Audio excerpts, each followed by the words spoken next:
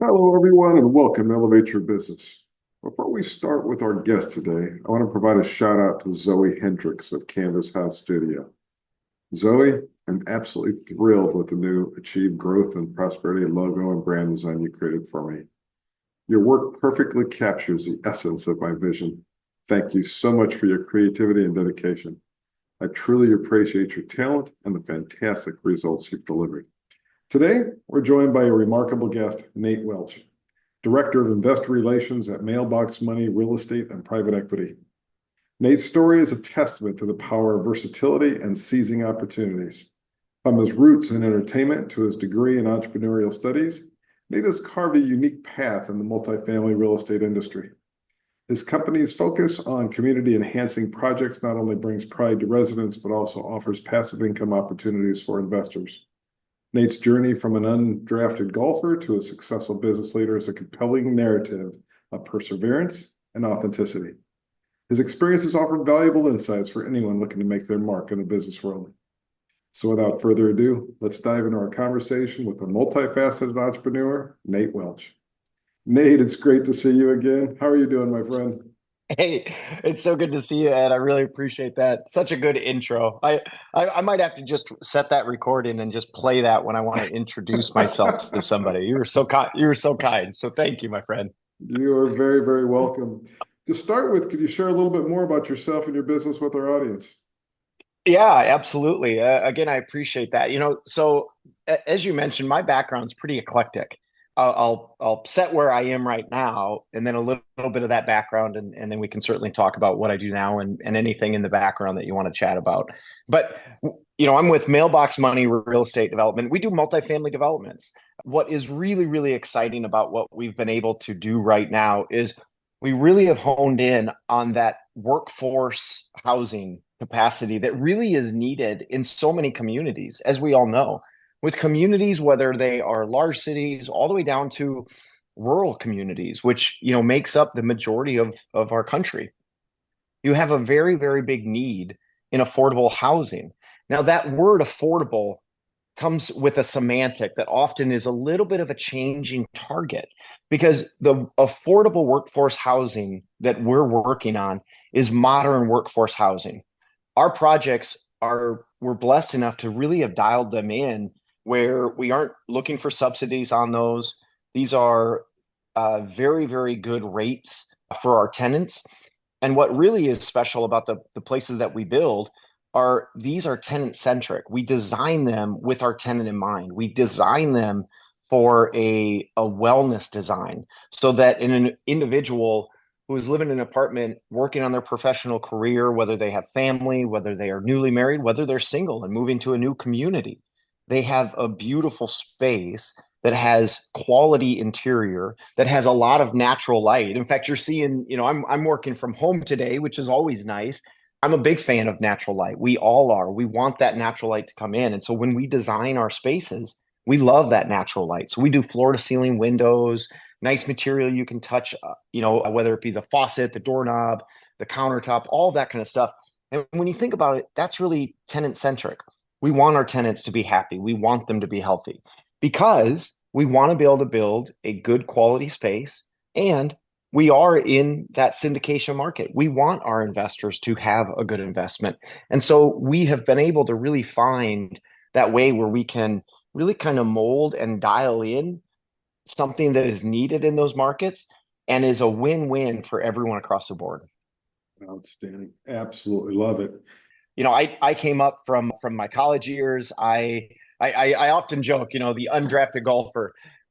Trust me, that's not because I was a good golfer. That's not because I really even tried for that. It's just because if you're undrafted, you're officially undrafted. So I just love golf. I love being able to do it with my friends. I love being able to just go out and you can meet almost anybody.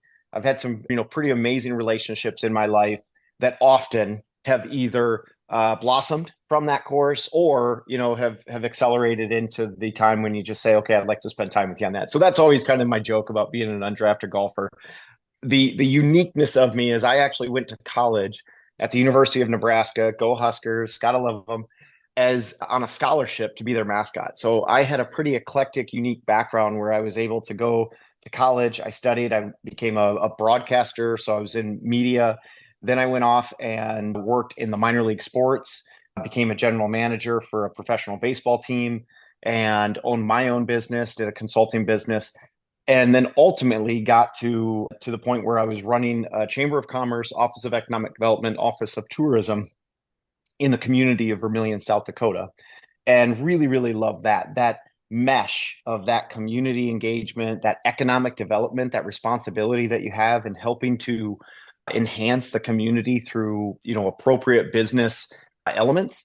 And then that helps create jobs, it creates community. It really was just such a fun passion of mine. Went off and did marketing for the state of South Dakota in economic development, and then ultimately found my way to be able to work in the private sector where I'm at Mailbox Money. So that's the quick background of me right there. Well, incredible and absolutely eclectic. Yes. So how do you define success today? Yeah, that's a great question. The way I define success really on a whole, in fact, I was actually having a conversation actually found myself in two conversations yesterday with two individual people. And I really do think that often that circles around the same thing, really, of defining success is ultimately figuring out what our values are as an individual, what we want to do when it comes to leaving a legacy in our lives, what we want to contribute to. I always say, how do you want to contribute to the world of which you live?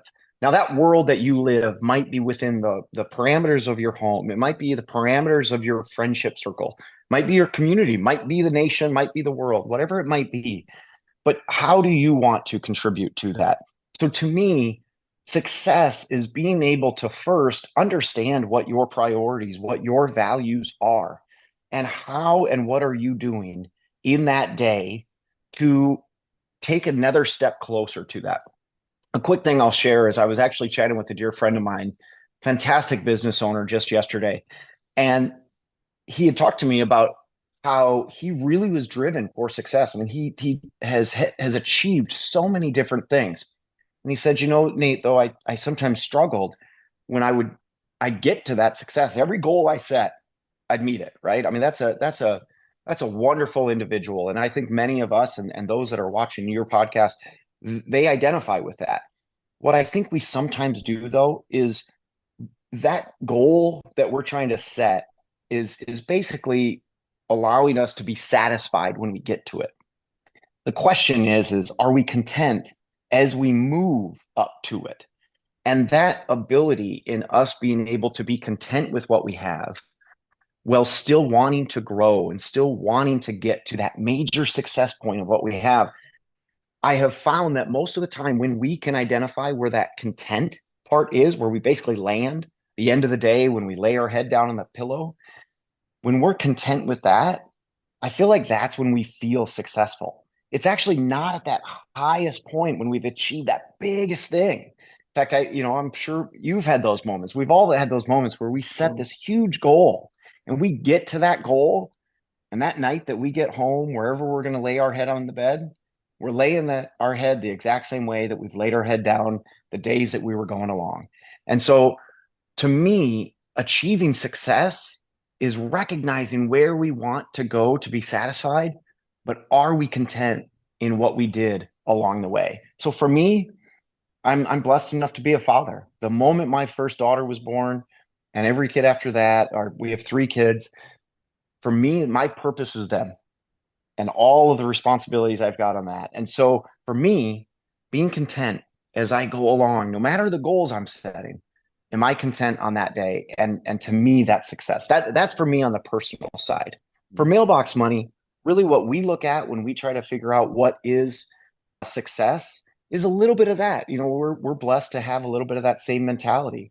We do believe that we're blessed enough when we receive God's gifts that we have then a responsibility to figure out how do we put that back out? How do we utilize that so that our success and our final, goal of what we're trying to achieve, what are the things that we can do along the way to feel success and quality of what we're doing, talking to quality investors who want to be able to invest their money, their legacy into the next part. And that's kind of why we love the word legacy. I believe that the legacy you leave is obviously there's an earthly legacy that we leave. There's things that we leave onto that next generation because we never get to take it with us. But at the same time, the legacy of how and what we did along the way, how we treated each other, who we protected, who we stood for, what we stood against, what we helped elevate, that kind of stuff. I think that's our legacy as well. And so on the personal side, we love to be able to do that. And then for Mailbox Money, we like our legacy right now is to be able to help solve that modern workforce crisis that we have. And we're blessed enough to be able to be busy enough where we're continuing to do that. I understand. And of course, the journey to get to that level of contentment, that journey to Yeah. get to the milestones and the milestone achievements that go with that contentment, that's not an easy journey.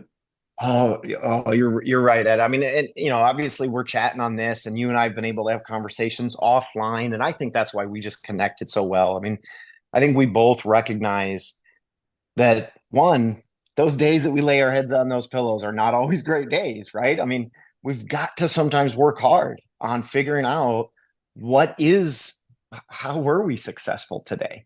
And I think that that's part of the journey. And honestly, I think one of the other things that I would say how I would define success, and I think it's even been sometimes a hard lesson even in the last few years, is I mean, honestly, it's just relationships, like you and I have. It's when you are able to connect with good people.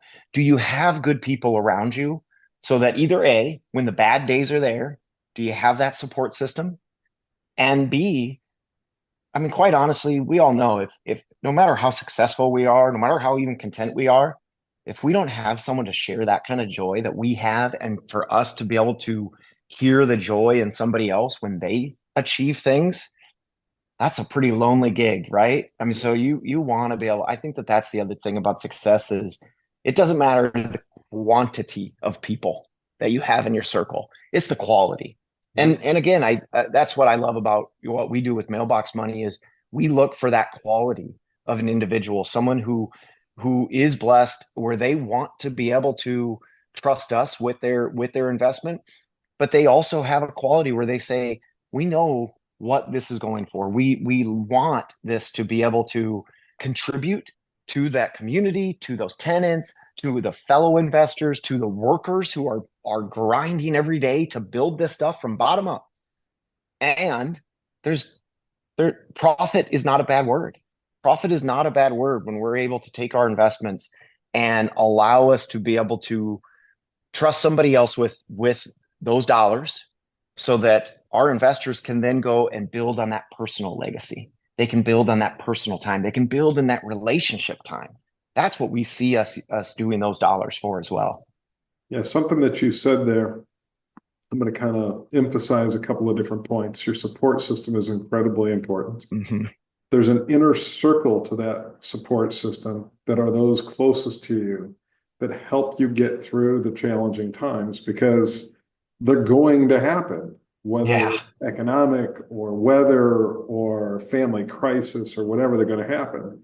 And if you don't have that strength helping support you and help you stand up, you're going to have a very difficult time. And Mm-hmm. achieving ultimate success, that contentment and the milestone contentments that come with achieving those big moments in our lives and our businesses and our journey, it becomes Yeah. difficult. But even below that, beyond that, there's still the stakeholders, the strategic partners.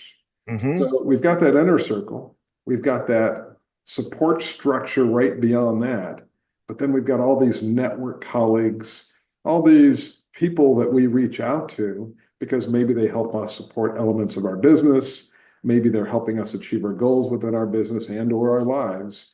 But it's a layered system of surrounding ourselves with the best and the brightest that align with us, are not toxic to achieving our mutual goals, theirs Mm-hmm. and ours. Is that a fair way to kind of summarize that?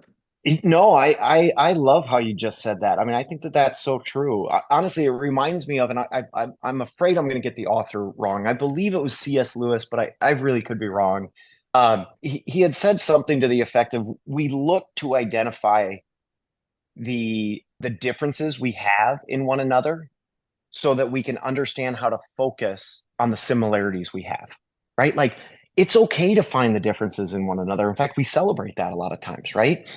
But what often happens, We or what should. sometimes happens, yeah, is we pull apart once we identify that difference. The reality is it's great to find the difference because then we get to focus in on figuring out and where that similarity is because we all know whether we want to admit it or not, whether we're in a discussion when we don't want to recognize the similarities, we all have similarities and we all have way more similarities than we do in differences. And I love how you put that partnership level of things, right? You have that inner circle, you have the next circle and the partnership circle.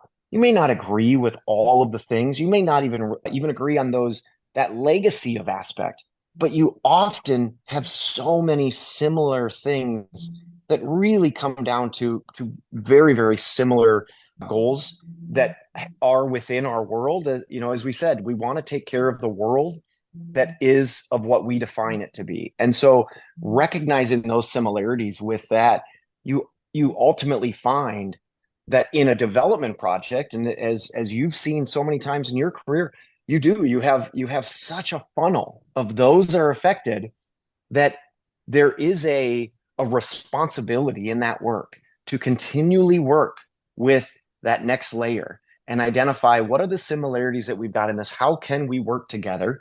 Because at the end of the day, so many people are trying to do the right thing for their tribe that it allows us to be able to recognize how we can work together to continue to build up. And again, I think that's one of the romantic things that's about development, right? You take it from ground up of what it is, and yet all of a sudden you build it up. And it's not even about this dense population aspect. It's really actually about a cohesive togetherness.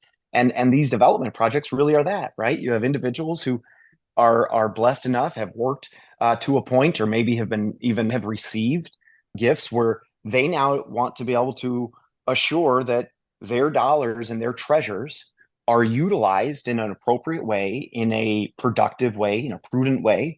And how can that multiply to be able to then allow them to be able to focus again on their priorities, whatever it might be at that time. So it's so fun to, again, I love how you just said that with those layers, you end up going deeper and deeper to these outer rings. And if we focus on saying, what are the differences we have? Because we can find those similarities, oh, you can do some really, really cool things. That's right. And the one thing that I'll comment on too is the flip side of the similarities that we all possess. I mean, let's face it, go out to DNA and every one of us is micro differences different from one another. But those micro differences are also incredibly important because Yeah. they do provide diversity of thought, diversity of input. And it's something that we still struggle, I believe, as a human race many times with embracing those differences. So it's combination of recognizing that, yes, we are all similar, but embracing and supporting, Hmm. trying to grope for the right words, but leveraging those diversities, that diversity in thought and skills, etc., to help us all. I always believe in a Yeah. win-win-win philosophy. Everybody Hmm. needs to win through it. And so to me, that's always been the ultimate goal. It's often incredibly difficult to achieve. Hmm. It is, you're exactly right. And as you always know, I've always got my iPad just because I love writing down those little nuggets and points, and that micro differences, I think, is just such a great way to put that. And you're right. Win-win-win is a theory that we all want to achieve. And again, I think sometimes it comes down to that focused moment, right? Like, are we focusing in on the tree versus the forest?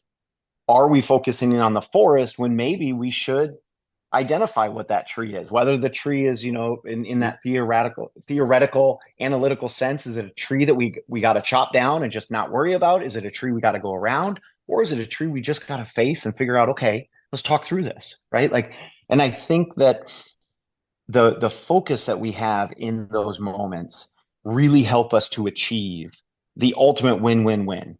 The other analogy I love giving, and again, because I come from a world of mascotting where that's a whole nother book of how to cheer on your team, how to cheer for the sport itself, the proper way, all this kind of stuff. And we could talk days on that.